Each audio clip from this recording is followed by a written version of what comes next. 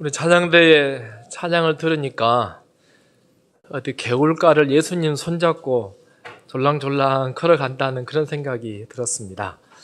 하나님의 은혜로 우리 모두가 다 저 하늘 도성까지 다 한 분도 빠짐없이 도달하게 되기를 간절히 소원합니다. 저기 제 친구가 와 있습니다. 우리 빛고울교회 쓰리최가 있는데요. 우리 문윤경 우리 집사님 부부 한번 일어나서 인사 한번 해보실까요? 네. 남편하고 같이 오셨는데, 네. 환영합니다. 감사합니다. 네. 제가 설교할 때 우리 동창들이 있으면 그렇게 반갑고 좋습니다. 또 우리 고등학교 졸업하고 아마 처음 보지 않았을까 생각이 되는데, 이렇게 반가운 모습을 봐서 반갑습니다. 우리 문재주 장로님의 첫 번째 큰딸인 것 같습니다. 첫째 딸 맞습니까? 네, 감사합니다. 이 시간에는 열처녀 성령의 기름이란 제목으로 말씀을 좀 나누겠습니다. 마태복음 25장 우리 같이 펴겠습니다. 마태복음 25장 1절부터 말씀을 제가 쭉 봉독하겠습니다. 마태복음 25장입니다.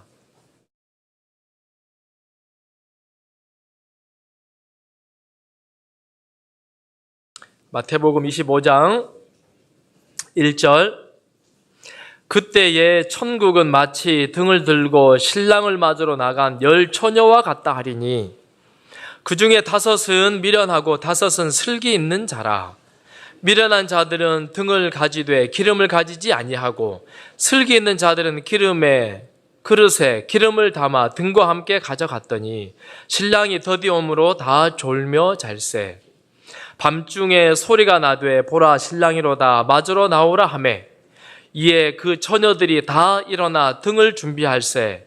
미련한 자들은 슬기 있는 자들에게 이르되 우리 등불이 꺼져가니 너희 기름을 좀 나눠 달라 하거늘. 11절 그 후에 남은 처녀들이 와서 이르되 주여 주여 우리에게 열어주소서. 대답하여 이르되 진실로 너희에게 이르노니 내가 너희를 알지 못하노라 하였느니라. 그런즉 깨어있으라. 너희는 그 날과 그 때를 알지 못하느니라. 아멘. 신약 성경 절반 이상을 우리 사도 바울이 썼습니다. 바울에 관한 기록은 사도행전 맨 마지막에 그가 로마 감옥에 갇히게 되었더라라고 하고 성경의 기록은 마쳐집니다. 그런데 그 후에 바울이 어떻게 됩니까? 감옥에 있다가 결국에는 참수당하죠. 사형당하는데 바울을 네로 황제가 신문했습니다. 근데 신문하는 이 바울의 모습이 보통 사람하고 달라요. 그의 말에 굉장한 힘이 있고 확신이 있고 말의 논리가 아주 뚜렷한 거예요. 그래서 이 위대한 이 대단한 사람을 자기가 죽일 마음이 없는 거예요. 그래서 판결을 보류하고 잠깐 물러가게 했습니다. 그런데 얼마 지나지 않아서 자기 네로 황제의 이 가족들이 황실에 있는 가족들이 예수를 믿는다라고 하는 소문을 듣게 되었습니다. 그래서 바울을 죽이지 않았던 자기 자신이 너무 괴롭고 한심하고 부끄럽기도 하고 그 다음에 예수 믿는 그 형제들에게 대한 자기 가족들에 대한 어떤 분노의 모습으로 바울을 처형합니다. 그런데 우리가 아시는 것처럼 여러분 사형당할 때 사형당하면 안 되겠지만 어떻게 사형당하는 것이 가장 잘 죽는 것입니까? 네. 소위 이렇게 참수라고 해요. 십자가에 달려 죽는다든지 고역스럽게 막 사형을 먹어도 마찬가지죠. 굉장히 고통스럽게 고문형으로 죽는 것보다는 한 번에 죽는 것. 그래서 그것을 로마 시민들에게만 베푸는 특별한 혜택이었다고 해요. 그래서 사도 바울은 로마 시민이었기 때문에 사형을 당하는데요. 보통 사람들은 사형을 당할 때에 많은 사람들이 와서 구경하고 참관하게 했습니다. 수백 명, 어떤 데는 1000명 이상 많이 모인 가운데서 우리도 그런 영화 봤잖아요. 사람들 잔뜩 모아놓고 망나니가 막 춤을 추면서 얼마나 그 분위기를 험하게 연출합니까? 근데 사도 바울은 그렇게 죽일 수가 없는 거예요. 이분의 그 모습이, 그 다음에 그의 말하는 것이, 그의 이 당당한 모습에 혹시라도 그 모습 누가 보고 혹시 예수 믿으면 안 되기 때문에 아무도 없는 곳에 아주 최소 인력만 들다가 사도 바울을 참수합니다. 옆에 기둥인데요. 선교순례 가면 이 기둥 다 보고 만지고 오는데요. 한 4, 50cm 되는 이 돌 기둥이죠. 대리석 바닥 위에 세워놓고 사형수를 손을 뒤에 묶어가지고는 목을 거기다 딱 대게 만들죠. 그리고는 군인이 뒤에서 한 번에 내려쳐서는 목을 이렇게 떨어뜨리게 하죠. 근데 한 번에 목이 안 떨어진다고 하죠. 여러 번 찍어서는 목을 잘라내는, 소위 공포정치죠. 많은 사람들 보게 하고 똑바로 안 하면 이렇게 처형된다, 무서움을 보여주기 위한 것입니다. 그런데 최소 인원, 바울을 죽이기 위해서 갔던 그 집행관들 중에 우리 사도행적의 기록에 보면은 아주 3명, 4명이 가서 아마 바울을 죽였을 것 같은데 그 중에 최소 한 명이 예수를 믿게 되었다라고 기록해요. 그리고 얼마 있지 않아서 그 사람도 자기의 피로 그의 신앙을 인쳤다라고 기록합니다. 그도 예수 믿고 잡혀서 그렇게 죽었다라고 하는 이야기예요. 바울의 마지막 모습을 생각해 볼 수 있는 성경 여러 절이 있지만은 한 절 보겠습니다. 고린도후서 4장 6절. 쉬운 성경입니다. 태초에 어둠 속에 빛이 비춰라 하고 말씀하신 하나님께서 우리의 마음에 빛을 비추어 주셔서 예수 그리스도의 얼굴에 나타난 하나님의 영광을 아는 지식의 빛을 우리에게 깨닫게 해주셨습니다. 그러나 우리는 이 귀한 보물을 우리의 깨지기 쉬운 질그릇 같은 육체 속에 담고 있습니다. 여러분, 그 보물을 담고 계신가요? 그것은 이러한 엄청난 능력이 우리에게서 나온 것이 아니라 오직 하나님께로부터 나온 것임을 보여주기 위해서입니다. 그러므로 우리는 사방에서 환난을 겪고 있어도 꺾여 좌절하지 않고 아무리 답답하고 난처한 일을 당해도 낙심하지 않습니다. 또 박해를 당해도 버림받지 않으며 얻어맞고 넘어져도 멸망하지 않습니다. 왜냐하면 우리는 항상 우리 몸속에 예수 그리스도의 죽음을 짊어지고 다니기 때문입니다. 그것은 우리 몸 안에서 예수의 생명이 나타나게 하기 위해서입니다. 바울은요, 예수님의 죽음을, 그분의 죽으심을 몸에 짊어지고 산다 그랬어요. 무슨 이야기입니까? 내가 날마다 죽노라. 날마다 죽노라. 그리고 예수님의 생명이 그의 몸속에, 그의 마음 안에 있다는 거예요.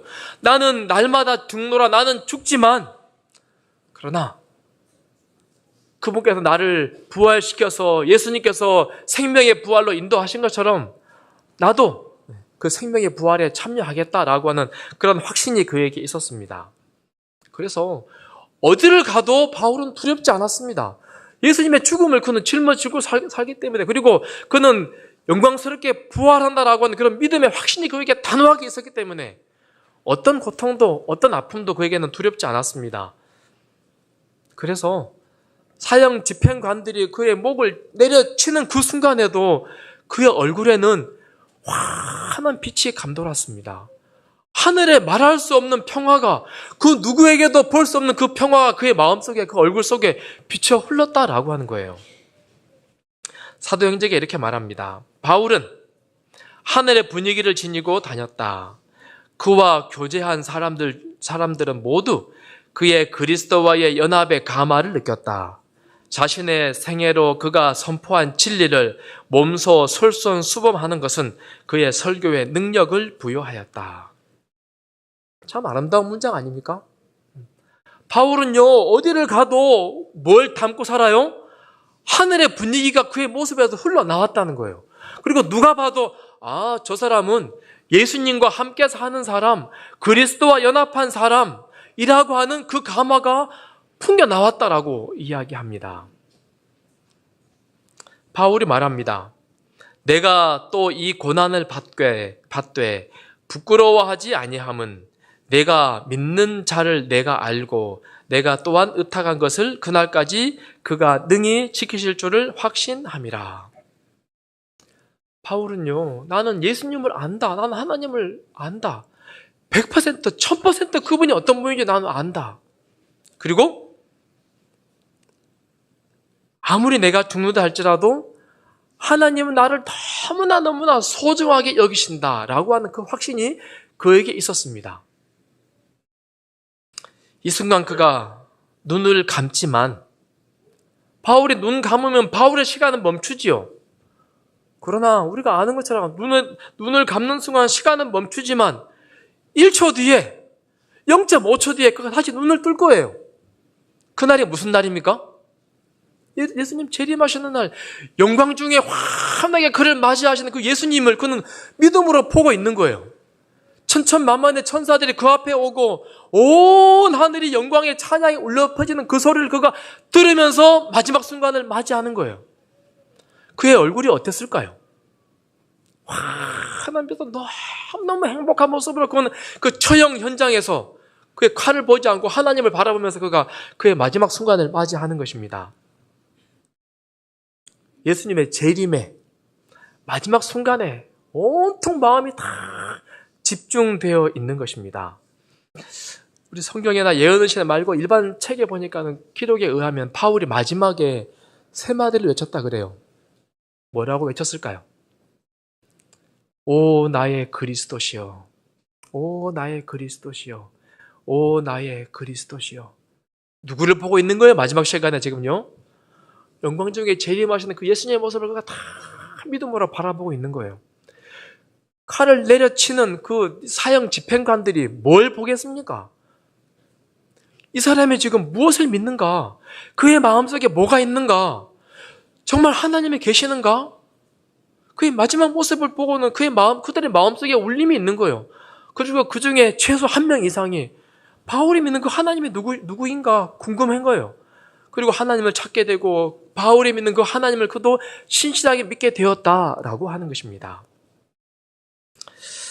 바라기는 우리 빛고울 모든 성도들도 그렇게 살아가면 얼마나 좋을까요? 하늘의 분위기 속에, 그리고 그날까지 그가 능히 지키실 줄을 확신하노라. 하나님은 나를 너무나 소중하게 여기신다라는 그 믿음을 우리가 살아가는 우리 모두가 되기를 간절히 소망해 봅니다. 오늘 우리가 살펴볼 이야기는요, 우리 열처녀 비유인데요. 마지막 예수님의 일주일, 일요일 날, 여러분 글씨가 보이신가요? 일요일 날 예수님이 예루살렘 성에 입성하십니다. 그리고 다음 날 성전 정결하게 하시고, 화요일 날은 우리가 아는 마지막 재림 징조들 많은 그런 비유들을 쫙 이야기하세요. 그 중에 하나가 열처녀 비유죠. 수요일 날 잠시 물러가셨다가 목요일 날 최후의 만찬 하시고 겟세마네 동산 가시고 잡히셨어요. 그리고 금요일 날 9시에 십자가에 달리시고 오후 3시에 운명하여 돌아가십니다. 그리고 안식일 날은 무덤에서 쉬셨습니다. 열처녀 이야기인데요. 유대인들은 결혼식이 우리하고 좀 다르다 그래요. 혹시 우리 어르신들 중에 약혼 하신 분 계신가요? 옛날 사람 약혼했죠? 우리 어머니 아버지 약혼하셨는데, 약혼식이 이 나라 풍습으로는 결혼식과 같은 법적인 그런 구속력이 있다고 해요. 그래서 아무 남자가 아무 여자하고 약혼을 해요. 그런데 바로 데려가지 않고 신랑이 집에 가서 신부와 같이 살 집을 준비한다 그래요. 한 1년 정도 걸린다 그래요. 그리고 집을 다 준비하고 나면 정갈합니다. 내가 뭐월, 언제, 며칠 날 신부를 데려가겠습니다. 정갈해요. 그러면 신부가 어떻게 할까요? 신랑 맞을 준비하겠죠. 꽃단장하고 그 다음에 다 집도 꾸미고 예쁘게 쫙 해가지고는 신랑 맞을 준비를 합니다. 근데 신랑은 주로 밤에 와요? 낮에 와요? 당시 풍습에 의하면 주로 밤에 왔다 그래요. 드라마틱하게 신랑이 횃불을 쫙 세우고는 쫙 가장 밝은 빛으로 다 신부를 데리고 와요. 신부 뭐 해야 됩니까? 신부도 불을 밝히고 신랑이 올 준비를 해야 돼요. 그리고는 신랑이 오면 서로 맞아서는 신랑 집에 가서는 그때부터 일주일 동안 큰 정말 아름다운 잔치를 소위 피로연을 한다라고 하는 거예요. 좀 그 배경을 두고 예수님께서 빗대요. 재림을 설명하고 있습니다. 신랑이 온다라고 하는 소식이 들렸습니다. 그래서 처녀 몇 명이요? 10명이 불을 밝히고 신랑 맞을 준비를 지금 하고 있는 거예요. 그런데 우리가 아는 것처럼 신랑이 오기로 했는데 자기들이 생각했던 시간에 오지 않았어요. 좀 지체됐습니다. 그래서 그들이 준비한 기름을 다 태워버렸어요. 다섯은 더 여유분이 있었습니다. 신랑이로다 라고 말을 듣고 기름에 여유분이 있었던 다섯 처녀는 신랑과 함께 신랑 집에 가서 잔치를 하게 되고, 준비되지 않은 5명은 쫓겨나고 잔치에 참석하지 못했더라 라고 하는 이야기가 우리가 오늘 살펴볼 열처녀 비유의 이야기입니다. 자, 우리 빛골 성도님들은 성경을 잘 아시니까 제가 문제 내보겠습니다. 자, 여기서 신랑은 무엇을 상징합니까? 누구예요, 신랑은? 예수님.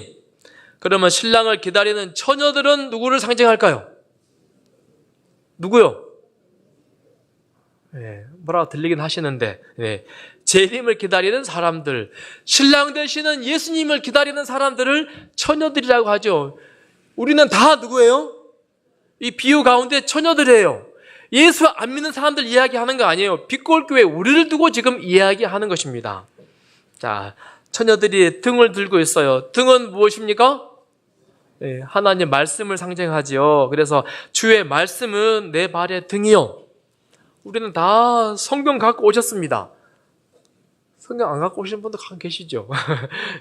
등은 말씀이에요. 그리고는 여기 말씀 안에 있는 진리들을 알고 믿고 진리를 사랑하는 사람들, 등을 가진 사람들이라고 할 수 있죠. 자, 그렇다면 빛을 냅니다. 좀 어려운데 이제 빛은 뭡니까? 빛은 무엇일까요?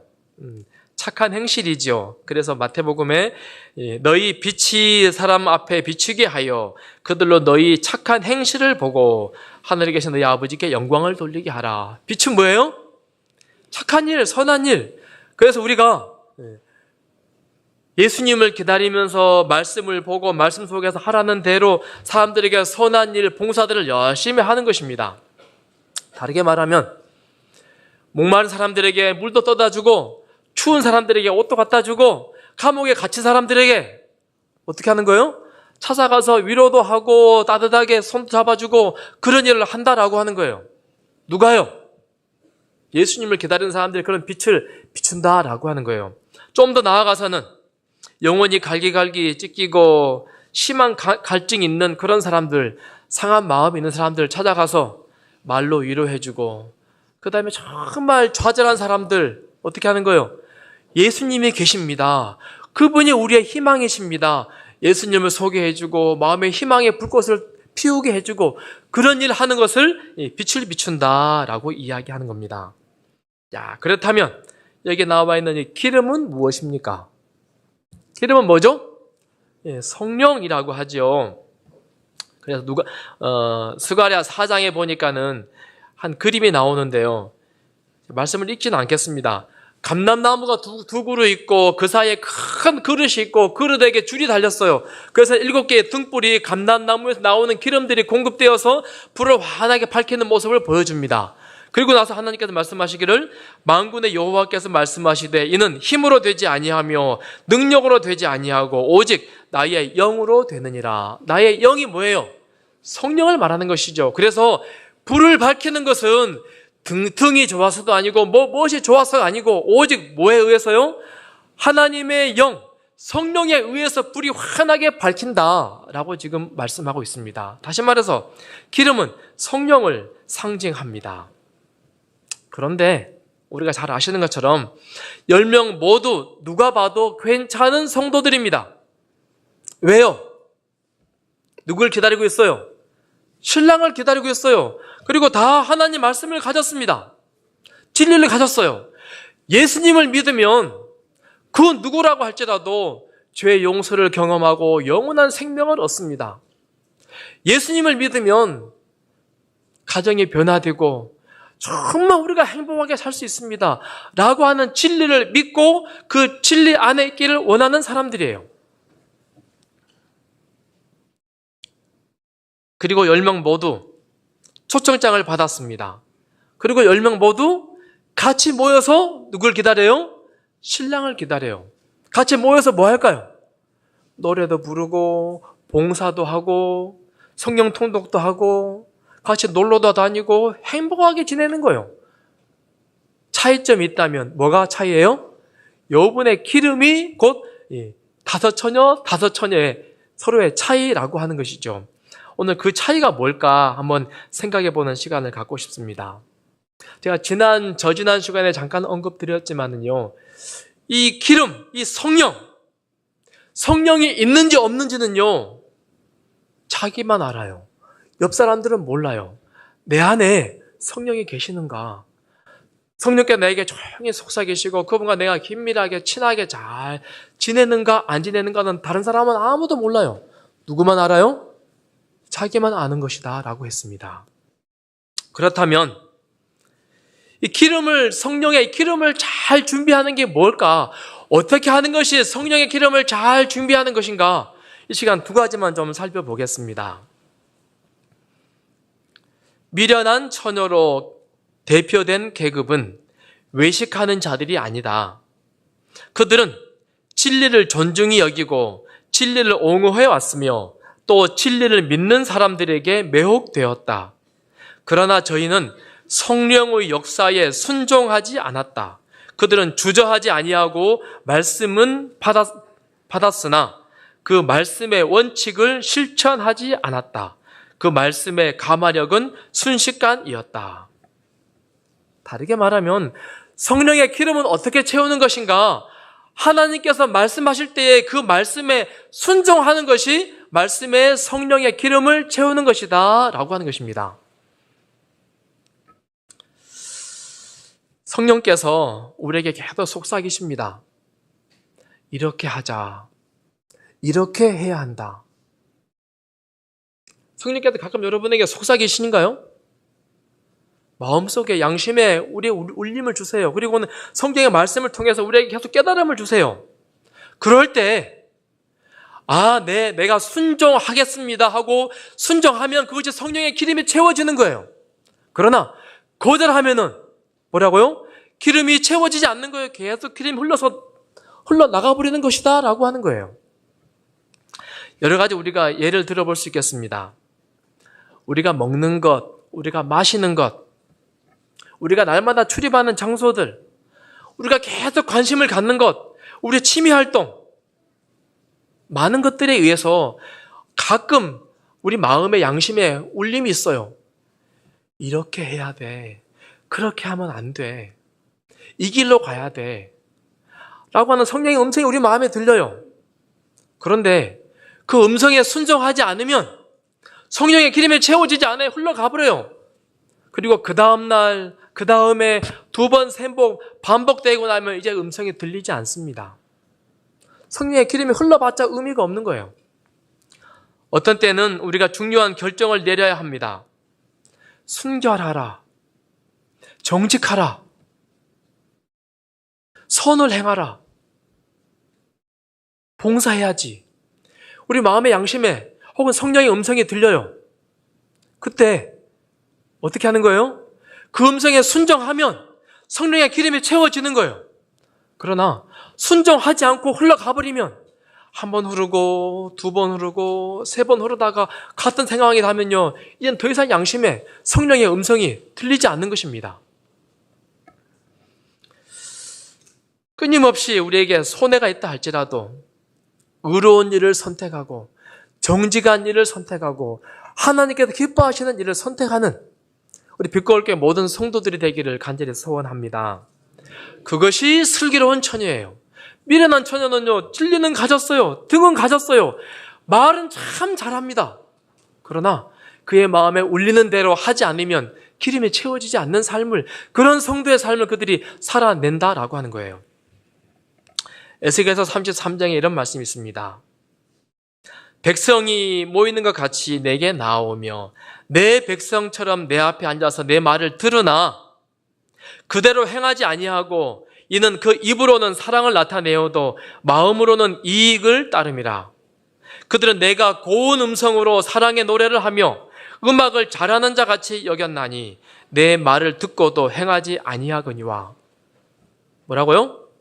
입으로는 사랑을 말해요. 입으로는 좋은 말 합니다. 그 노래는 잘합니다. 근데 뭐 하지 않아요? 듣기는 계속 듣지만은 들어서 들은 것을 말은 해요. 그러나 행동으로는 순종은 하지 않습니다. 이런 사람들이 어떤 사람들이라고요? 미련한 처녀들. 같이 예배드리고 같이 우리 같은 생활 양식은 같아요. 누가 봐도 재림교인이에요. 누가 봐도 빛골 교인들입니다. 그러나 성령께서 세미한 음성으로 계속 하시는 그 음성에 순종하지 않는 사람들이 미련한 처녀들, 어리석은 처녀들이라고 하는 것입니다. 어느 날 제자가 소크라테스에게 물었습니다. 스승님, 지혜란 무엇입니까? 소크라테스는 대답했습니다. 선을 알고 그것을 행하는 것이다. 제자가 말했습니다. 그건 아주 단순하군요. 누구나 알 수 있는 것 같습니다. 소크라테스는 미소 지으며 대답했습니다. 맞다. 알기는 쉽다. 그러나 그것을 끝까지 행하는 사람은 드물다. 그래서 진정한 지혜는 아는 것이 아니라 삶으로 살아내는 것이다. 공감이 가십니까? 우리 중에 모르는 사람이 누가 있습니까? 설교 뭐 합니까? 제가 여러분 모르는 거 제가 설명해 드리는 겁니까? 다 잘 아시는 거예요. 안식일을 기억하여 거룩히 지켜야 됩니다. 하나님의 것을 정직하게 잘 구별해야 됩니다. 예배 시간 빠지지 말고 여러분 잘 교회 참석하십시다. 열심히 어려운 사람 있으면 도와주십시다. 잘 아는 거잖아요. 설교라고 하는 게 무엇입니까? 성령께서 다시 한번 여러분의 마음속에 터치하는 것 아니겠습니까? 아는 바, 우리 잘 아는 것, 다시 순종합시다. 다시 순종합시다. 성령의 기름을 채웁시다. 라고 말하는 게 모든 설교 아니겠습니까? 성경 말씀도 마찬가지입니다. 우리 잘 아는 말씀들이에요. 어려운 것은 어차피 읽어도 모르고 아는 것들 우리가 잘 알잖아요. 그 말씀이 무엇을 말하는지 말씀을 읽을 때마다 우리가 뭘 느껴야 돼요? 성령께서 우리에게 세미한 음성으로 속삭이시는 그 음성에 반응하고 순종하라 라고 하는 이야기가 성경이 우리에게 하시는 음성이고 말씀인 것입니다. 성경에 이런 표현이 참 많습니다. 순종이 제사보다 낫고 듣는 것이 순양의 기름보다 나으니 너희는 말씀을 행하는 자가 되고 듣기만 하여 자신을 속이는 자가 되지 말라. 그러므로 누구든지 나의 이 말을 듣고 행하는 자는 그 집을 반석 위에 지은 지혜로운 사람 같으리니. 계속 성경이 반복해서 말합니다. 뭐 하라고요? 아는 것을 뭐 하라고요? 순종하라고요. 순종하는 것이 기름을 채우는 거예요. 순종하는 것이 재림 준비를 하는 것이다. 우리에게 말씀합니다. 순종하지 않는 사람들에게 성경은 이렇게 말합니다. 나는 너희가 어디에서 온 자인지 알지 못하노라. 그때 너희가 말하되 우리는 주 앞에서 먹고 마셨으며 주는 또한 우리의 길거리에서 가르쳤나이다 하나 그가 너희에게 말하여 이르되 나는 너희가 어디에서 왔는지 알지 못하노라. 행악하는 모든 자들아 나를 떠나가라 하리라. 무슨 이야기입니까? 성령께서 계속 속삭이세요. 문을 두들기세요. 순종하라, 순종하라. 내 말 좀 들으라고 계속 놓고 하는데 끝까지 음성에 순종하지 않는 사람들 뭐라고 한다고요? 마지막 재림하시는 그날 너 누구니? 너가 누군지 모르겠다. 말로만 하는 거 나는 모르겠다. 순종하지 않는 사람들에게 내가 누군지 모르겠다라고 지금 말씀하십니다. 아담이 선악과를 따먹었습니다. 알았어요? 몰랐어요? 그거 먹으면 되는지 안 되는지? 잘 알았지요. 우리보다 훨씬 지혜로운 사람이잖아요. 가인이 잘못된 제사를 지냈습니다. 그렇게 하면 되는지 안 되는지 알았어요? 몰랐어요? 알았어요? 몰랐어요? 태어나면서부터 계속 해왔는데 온 가정이요. 성인이 될 때까지요. 너무나 잘 알았습니다. 그러나 순종하지 않은 것입니다. 발락 왕이 불러가지고는 이스라엘을 향해서 좀 저주 좀 해달라고 기도해달라고 불렀어요. 그거 하면 되는지 안 되는지 발람이 알아요? 몰라요? 너무나 잘 알았어요. 근데 왜 포기하지 못합니까? 돈 때문에. 그거 하면 내가 명예를 주고 재물을 주겠다 하니까 너 포기하지 못하고 아닌 줄 알지만 억지로 따라가가지고 그거 해보려고 애쓰는 것 아닙니까? 그런 사람들을 두고 마지막 날 예수님께서 너 누구니? 난 내가 어디에서 왔는지 알지 못하겠노라 라고 하신답니다. 그 후에 남은 처녀들이 와서 이르되 주여 주여 우리에게 열어주소서. 대답하여 이르되 진실로 너희에게 이르노니 내가 너희를 알지 못하노라 하였느니라. 내가 너희를 알지 못하노라 하였느니라. 우리는 다 예수님을 기다리고 있는 사람들입니다. 그분께서 계속 우리에게 노크하고 계세요. 그 음성에 반응하고 순종함으로 기름을 잘 채워 넣어서 신랑 예수님을 정말 반갑게 맞이하는 우리 모두가 되기를 간절히 소원합니다. 두 번째, 성령의 기름을 잘 채우는 것이란 무엇일까? 그 후에 남은 처녀들이 와서 이르되 주여 주여 우리에게 열어주소서. 대답하여 이르되 진실로 너희에게 이르노니 내가 너희를 알지 못하노라. 기름을 잘 채웠다라고 하는 말의 다른 말은 하나님하고 친하게 지내는 사이였다라고 하는 거예요. 하나님하고 정말 가까운 사이다라고 하는 거예요. 그걸 여러분 우리 성도들 중에 하나님하고 누가 제일 가깝습니까? 하나님하고 친하게 지내는 분이 누구신가요? 제가 언젠가 말씀드렸죠. 목사하고 친하게 지내는 거 아무 필요 없습니다. 아무개 장로님하고 친하게 지내는 거 아무 필요 없어요.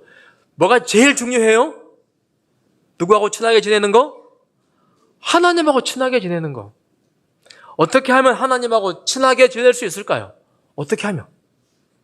제가 챗GPT한테 물어봤습니다. 친구하고 친하게 지내려면 어떻게 해야 되냐? 5개를 말했는데 제가 마음에 쏙 들었습니다. 첫 번째, 다가가기. 맞습니까? 내가 쟤하고 좀 친하게 지내야겠다 마음 먹으면 어떻게 해야 돼요? 다가가야지요. 두 번째, 진심 어린 관심을 보인다. 가서 이름이 뭐니? 넌 어디 사니? 나는 이런데 소개도 하고. 그리고 그래야지 친해지는 거 아니에요. 세 번째, 작은 친절을 베푼다. 자기에게 내가 마이쮸 추파추스 하나 갖다 주고 이거 먹어볼래? 말을 걸고. 네 번째, 꾸준함과 진실함. 그리고 다섯 번째, 함께하는 시간을 많이 만든다. 이렇게 하면 친해지는 것 아니겠습니까? 근데 제가 이거 보니까 하나님하고 친해지는 법과 똑같은 것 같아요. 우리가 하나님께 다가가야 됩니까? 하나님 우리에게 다가와야 됩니까? 뭐가 맞는 거예요? 네? 하나님은 이미 이렇게 말씀하세요. 우리가 아직 죄인 되었을 때에 우리가 하나님을 알기 전에 죄 가운데 있을 때에 이미 그리스도께서 우리를 위하여 죽으심으로 하나님께서 우리에 대한 자기의 사랑을 확증하셨느니라. 우리가 하나님께 가기도 전에 우리를 위해서 죽으시고 우리가 구원받을 수 있는 길을 다 마련해 놓으시고 오기만 하라, 믿기만 해라, 마음만 열어라 라고 지금 말씀하세요. 그리고 나서 말씀하시기를 볼지어다 내가 문 밖에 서서 두드리노니 누구든지 내 음성을 듣고 문을 열면. 어제 우리 안전은 집사님 설교하실 때 굉장히 공감이 되었습니다. 예수님이 찾아오세요. 그리고 노크하는 거예요. 우리는 뭐만 하면 돼요? 나랑 친구하자 하고 노크할 때 뭐만 하면 돼요? 마음문을 열기만 하면 되는 거예요. 그런데 여기에 서서 두드리노니 라고 하는 말씀이요, 좀 더 의미가 있는 것 같아요. 우리나라 문법으로는 잘 표현되지 않지만요, 헬라어 문법으로는요, 서서라고 하는 말은 완료형이라 그래요. 이미 와가지고 거기 서 있는 거예요. 오래전부터 내 마음 안에 문 앞에 서 있어요. 그리고 두드리노니 뭐예요? 현재 진행형이에요. 계속 하고 있는 거예요. 한 번 하는 거 아니에요. 이미 와서 계속 우리 마음의 문을 두드리고 있다라고 하는 거예요. 뭐 하자고요? 친하게 지내자, 친구하자, 좀 친하게 지내자 하고 계속 우리 마음에 노크를 하고 있다라고 하는 거예요. 어떻게 해야 됩니까? 우리가? 어떻게 해야 돼요? 마음문을 열고 하나님 나도 주님과 친하게 지내고 싶어요 라고 해야 되는 것 아니겠습니까? 하나님하고 정말 친하게 지냈던 사람 에녹, 300년과 하나님과 동행했다고 하지요. 우리 같이 읽어보시겠습니다. 에녹은 시작. 에녹은 그들과의 지속적 교제를 피하고 많은 시간을 한적한 곳에서 보내며 묵상과 기도에 전념하였다.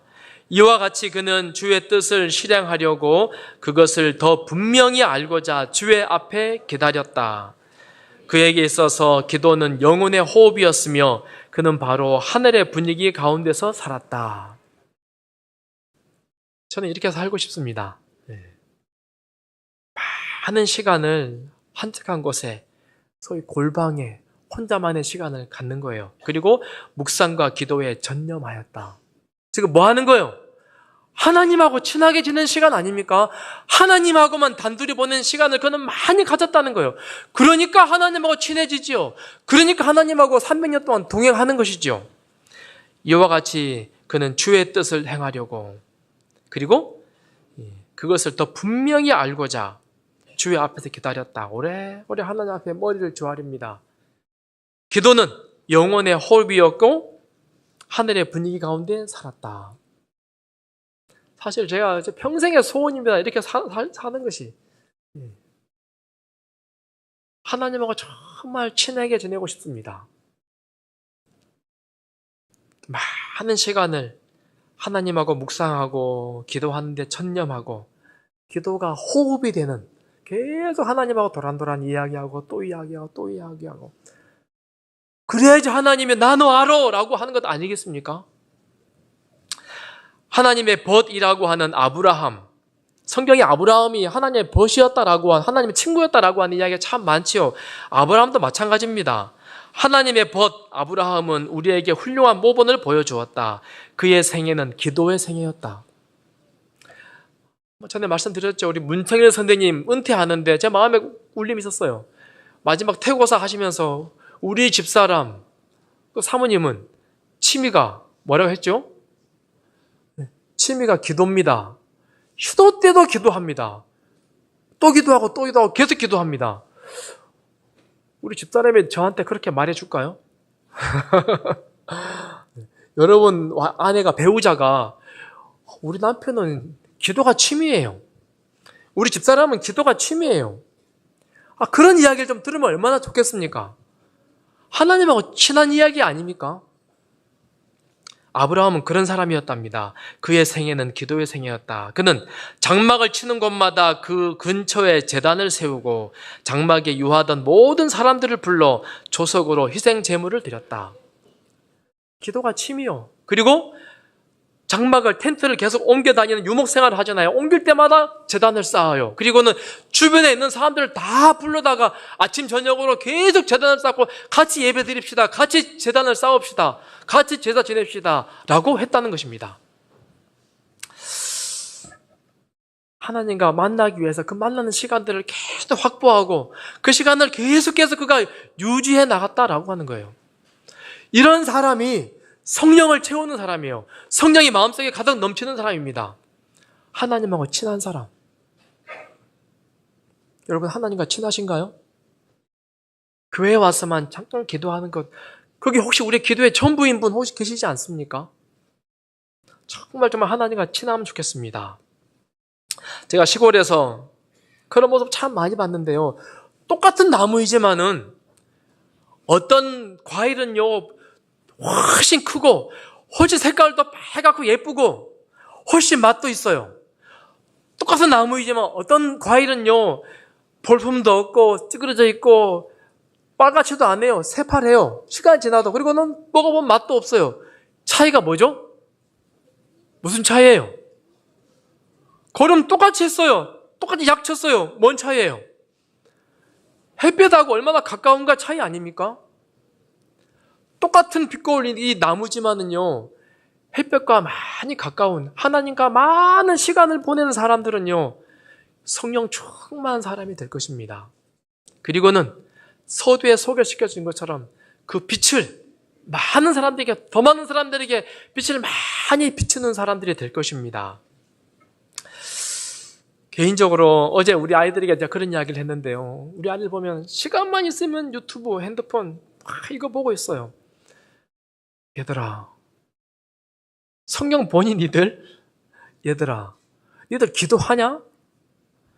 눈만 뜨면 이거 보고 있어요. 눈만 뜨면. 이거 뭐죠, 이거 지금? 제가 애들에게 했던 표현이요. 인스턴트, 불량식품. 계속 그것만 먹어요. 좋은 거 안 먹고. 어떤 사람이 될까요? 어떤 사람이? 제가 심히 걱정됩니다, 사실은. 걱정이 심히 돼요. 얘들아, 성경도 보고 기도도 하고 그런 사람 되자. 네. 대답을 해서 참 감사했습니다. 어른들 마찬가지 아닌가요? 여러분, 뭘 먹고 자라신가요? 무엇을 먹고 계신가요? 우리의 취미는 무엇입니까? 우리는 무슨 습관을 갖고 계신가요? 시간만 있으면 하나님의 말씀을 보고, 시간만 있으면 기도하고, 그래야지 하나님하고 친한 거 아니에요? 정말 하나님과 친한 사이가 되어서 그분이 내게 무엇이라 말씀하시는 간에 내 하나님 순종하겠습니다. 악기도 마찬가지지요. 정말 연주를 잘하는 사람이라 할지라도요, 처음 만지는 그 악기를 잘 연주할 수 있겠습니까? 아니야, 계속 만지고 해보고 해봐야지 아름다운 음악이 나오는 것 아니겠습니까? 하나님하고 시간을 많이 보내야지 우리가 정말 거룩한 그리스도인들, 성령 충만한 사람들이 된다라고 하는 겁니다. 엘렌 화이트의 마지막 기록이지요. 임종 전 여러 날 동안 그는 대부분 의식불명 상태였고 점차 마지막이 가까워지면서 언어와 청각 기능을 상실한 것 같았다. 그의 아들에게 한 마지막 말은 나는 내가 믿는 분을 안다 였다. 마지막에 혼수 상태죠. 돌아가시기 전에 정신 떴다 한마디 했다가 왔다 갔다 하는데 마지막 말이 뭐라고요? 나는 내가 믿는 분을 안다. 정말 하나님과 친한 사이가 되어서 우리의 마지막 순간에도 나는 그분을 알아. 그분은 정말 나에게 희망을 주신 분이고 나에게 생명을 주신 분이고 그분은 나를 너무나 소중하게 여기시는 분이야. 나는 그분을 알아. 나는 그분을 알아. 그렇게 하고 죽어야지 우리가 하늘 가는 것 아니겠습니까? 우리 모두가 다 정말 하나님과 친한 사이가 되어서 그분 이 땅에 오시는 그날 나는 아무개를 안다라고 하는 그런 음성을 우리 모두가 다 듣게 되기를 간절히 바라며 말씀을 줄이겠습니다.